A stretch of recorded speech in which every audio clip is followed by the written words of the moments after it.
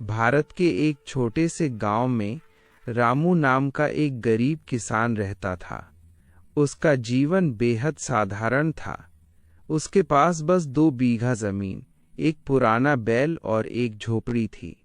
परंतु उसकी सबसे बड़ी संपत्ति थी उसका मेहनती स्वभाव और सच्चा दिल। रामू हर सुबह सूरज उगने से पहले खेतों में चला जाता था। मिट्टी से लथपथ कपड़े, पैरों में फटे चप्पल और चेहरे पर धूप की झुर्रियां, यही उसकी पहचान थी।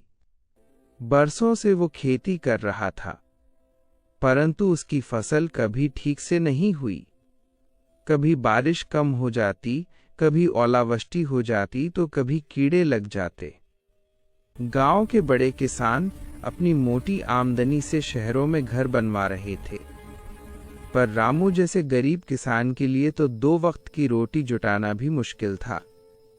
उसकी पत्नी गौरी और 2 छोटे बच्चे चंदा और मोहन थे।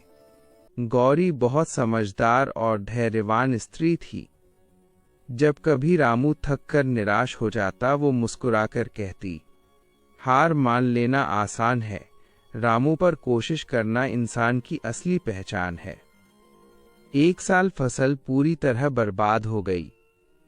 खेत में कुछ भी नहीं उगा। रामू कर्ज में डूब गया। साहूकार ने धमकी दी कि अगर उसने अगले महीने तक पैसे नहीं लौटाए तो उसकी जमीन छीन ली जाएगी। उस रात रामू पूरी रात सो नहीं सका। आसमान की तरफ देखकर बोला, हे भगवान, मैं मेहनत करता हूँ, फिर भी मुझे फल क्यों नहीं मिलता? क्या गरीब का जन्म ही दुख भोगने के लिए होता है? तभी उसे अपने पिता की बातें याद आईं।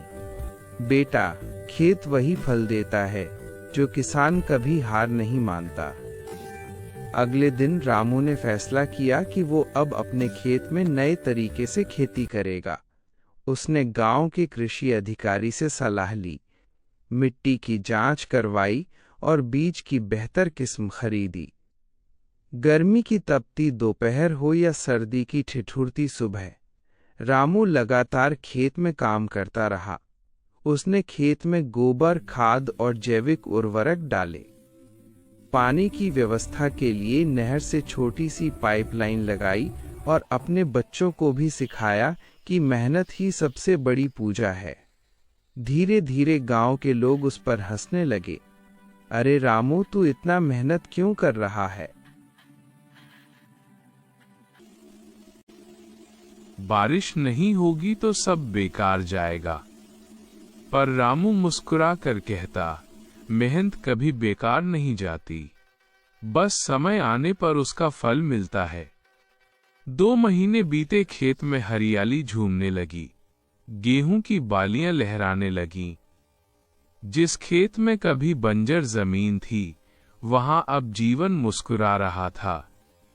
गांव के लोग आश्चर्य से देखते और कहते, रामू का खेत तो इस बार सबसे अच्छा लग रहा है। रामू की आंखों में आंसू आ गए। ये सिर्फ फसल की हरियाली नहीं थी, ये उसकी उम्मीदों की हरियाली थी। जब फसल तैयार हुई तो उसने पहले भगवान को धन्यवाद दिया, फिर परिवार के साथ मिलकर कटाई शुरू की। उस साल रामू की फसल पूरे गांव में सबसे ज्यादा निकली। बाजार में अनाज बेचने के बाद उसे इतना पैसा मिला कि उसने साहूकार का पूरा कर्ज चुका दिया और घर की मरम्मत करवाई। गौरी की आंखों में गर्व के आंसू थे, बच्चों के चेहरों पर मुस्कान थी।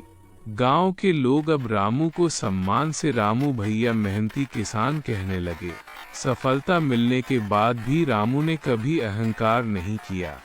उसने गांव के अन्य गरीब किसानों को सिखाया कि कैसे अच्छी खेती की जा सकती है। उसने उन्हें बीज बांटे, जैविक खाद बनाना सिखाया और कहा, अगर हम एक दूसरे का साथ दें तो कोई भी किसान गरीब नहीं रहेगा। धीरे धीरे पूरा गांव समृद्ध होने लगा। हर खेत में हरियाली छाने लगी। अब गांव के बच्चे भूखे नहीं सोते थे। एक दिन जिला अधिकारी गांव में आए। उन्होंने जब रामू का खेत देखा तो बोले, तुम्हारी मेहनत ने इस गांव का चेहरा बदल दिया है। सरकार तुम्हें आदर्श किसान पुरस्कार देती है। ये सुनकर रामू भावुक हो गया। उसने पुरस्कार स्वीकार करते हुए कहा, मैं कोई बड़ा आदमी नहीं हूँ, मैं बस मेहनत करने वाला एक साधारण किसान हूँ। अगर विश्वास और परिश्रम साथ हो तो कोई भी गरीब नहीं रह सकता। रामू की कहानी पूरे जिले में प्रसिद्ध हो गई। लोग दूर दूर से आकर उससे खेती के तरीके सीखने लगे। बच्चे स्कूल में उसकी कहानी पढ़ते और शिक्षक कहते, देखो बच्चों, यही है सच्चे कर्मवीर की मिसाल। रामू अब भी पहले की तरह सरल जीवन जीता था। वो रोज सुबह खेत में जाता, मिट्टी को छूकर कहता, तू ही मेरी माँ है, तेरे आशीर्वाद से ही मेरा जीवन है।